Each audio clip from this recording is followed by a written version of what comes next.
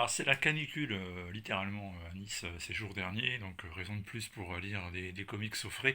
Si vous avez chez vous la clim, ben, profitez-en. Alan Moore, les années 2000 AD, 2000 AD, qui est la revue anthologique en bande dessinée de science-fiction la plus intéressante peut-être qui n'ait jamais été proposée à mon sens en Europe. Et vous avez Future Shocks, l'intégrale. Alors c'est tout simplement une série de petites histoires écrites par Alan Moore au début de sa carrière. Il a commencé donc dans ce magazine avec des récits pour Future Shocks notamment. Et vous avez une flopée de dessinateurs en couverture: Gibbons, Talbot, Dillon, Alan Davis, Gibson, mais il y en a d'autres à l'intérieur. Il y a vraiment le gratin du genre. Alors c'est du noir et blanc de grande qualité, c'est magnifique, et puis surtout, et c'est là que ça devient intéressant, c'est pas juste drôle, même si c'est vraiment éminemment drôle, mais c'est surtout toujours extrêmement intelligent. C'est-à-dire qu'on a rarement fait quelque chose à la fois d'humoristique et à la fois de pertinent comme a pu le faire à l'époque Alan Moore avec cette série d'histoires Future Shocks.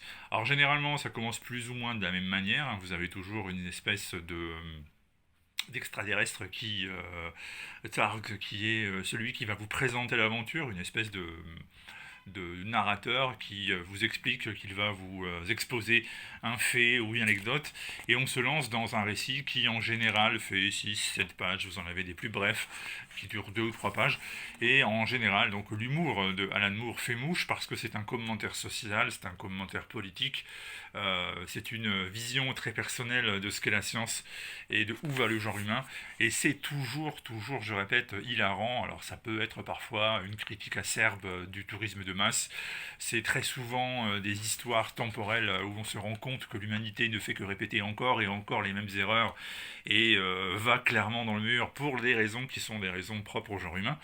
Ça peut être également tout simplement des récits au contraire très touchants. Vous en avez un peu plus loin dans l'album où vous avez l'histoire d'un homme qui a une crise cardiaque en pleine rue.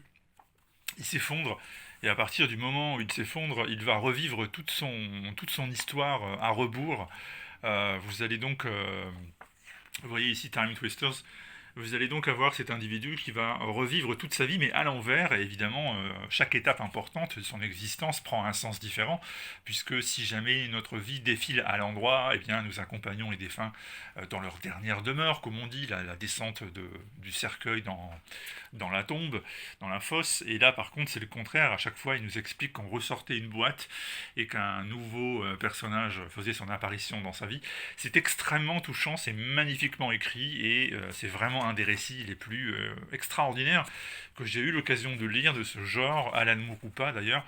Et c'est très drôle, je le répète, hein. Vous avez vraiment des récits qui sont extrêmement amusants d'album, par exemple.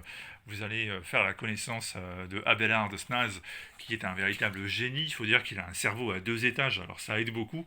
Sauf que toutes les solutions que Abelard Snaz propose à ceux qui lui demandent conseil ne font qu'aboutir à des résultats bien pires que ce qu'était la situation de départ. Et c'est vraiment, je le répète, ce n'est pas seulement drôle, parce que si c'était juste drôle, eh bien, je vous dirais, je me suis bien marré, c'était une bonne récréation, mais bon, là c'est extrêmement drôle, et c'est toujours extrêmement imaginatif. Il a vraiment une capacité à inventer, à décoder, à anticiper qui est remarquable, et puis c'est toujours pertinent, toujours socialement bien vu. Donc vraiment indispensable. Si je vous dis que cet album Future Shocks par Alan Moore fait partie de ce que je préfère dans ma BD Tech, vous allez dire non mais là il exagère. Mais en fait j'exagère pas du tout. Je vous assure que ça peut se placer si vous avez une étagère spéciale best du best of de ce que vous avez chez vous. Vous pouvez dorénavant le placer directement dedans, parce que ça mérite tout simplement la place sur l'étagère d'honneur. Évidemment, puisqu'on parle de 2000 AD, puisqu'on parle de Alan Moore, les années Future Shocks, bah, c'est publié chez Delirium, ça ne va pas vous surprendre. Du reste, ce type d'album grand format, soigné, avec une belle intro, pertinente pour une fois, tous les éditeurs n'ont pas n'ont pas cette qualité. Si vous suivez les différentes vidéos que je vous propose, vous savez ce que je veux dire. Eh ben c'est la marque du travail de Delirium, donc on en profite, hein. Puisqu'on a des albums de si belle qualité, autant investir dessus. Là par exemple, vous allez découvrir la vérité sur la disparition des mouches en hiver, et vous allez voir, c'est assez étonnant cette vérité. Donc voilà, n'hésitez pas, encore une fois, faites-vous plaisir. Vous connaissez peut-être, hein, parce que vous avez peut-être lu ça, certains des récits là. Beaucoup de ces récits ne sont pas à leur première publication française, même s'il y a des choses inédites.